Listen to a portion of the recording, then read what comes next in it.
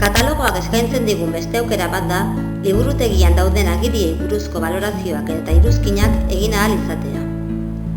Lehen urrats gisa, gure profil pertsonalean sartuko gara, gure txartelaren zenbakia edo helbide elektronikoa eta pasahitza sartuz. Gure profil pertsonalean sartu garela baieztatu dezakegu, ordenagailuak gure izenarekin identifikatzen gaituelako.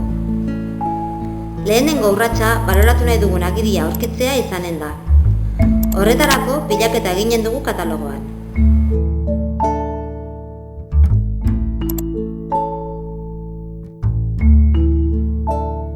Behin agiria aurkituta, klik eginen dugu iruzkinen erlaitzean. Iruzkin berri bat gehituko dugu. Agertzen zaigun pantailan aukeratutako lanari buruzko gure iruzkina idatzi ahal izanen dugu.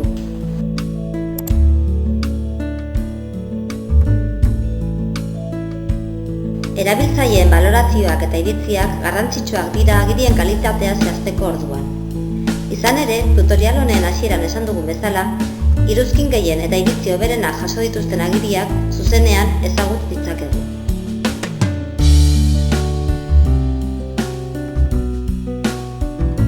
Balorazioa 0tik 5 arteko puntuazioarekin adierazten da, 5 puntuazio hoberena izanik.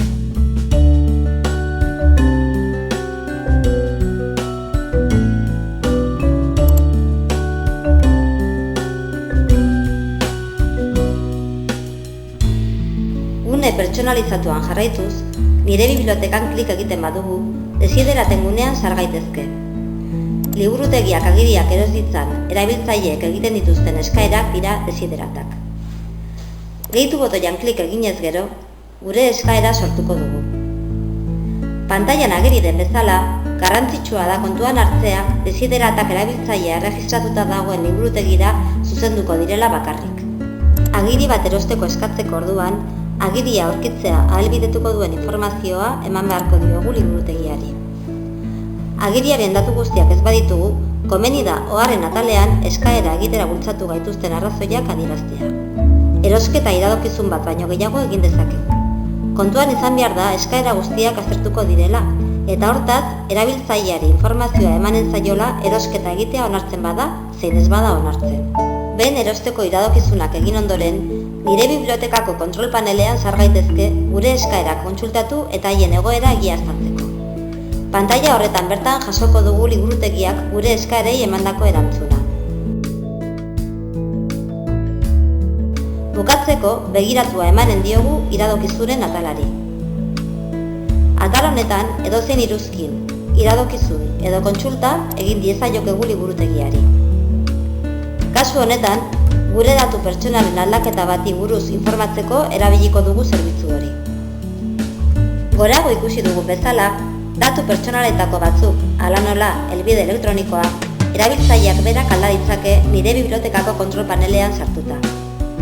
Beste datu batzuen kasuan, hala nola postako helbidea edo telefono zenbakia, liburutegiak aldatu behar ditu, erabiltzaileak aldez aurretik eskatuta. Atal honetan, liburutegiarekin loturiko edozein gaik du tokia. Liburuak erosteko eskaerak izan ezik, horrek lehen ikusi dugun bezala, berariazko atala baitauka. Nire bibliotekako kontrol panelean sartuta, une oro gure gorabeheren, kontsulten edo iradokizunen egoera kontsultatu dezakegu. Garrantzitsua da kontuan hartzea, behin katalogoan egin behar ditugun ataza pertsonalizatuak bukatu ondoren, funtsezkoa dela saioa ixtea, gure profil pertsonalaren iruzurrezko erabilera saihesteko. Horretarako, klik eginen dugu identifikazio guneko saioa itxi botoian. Ikus dezakegunez, gure izena desagertu da, beraz, saio pertsonalizatua egoki itxi da.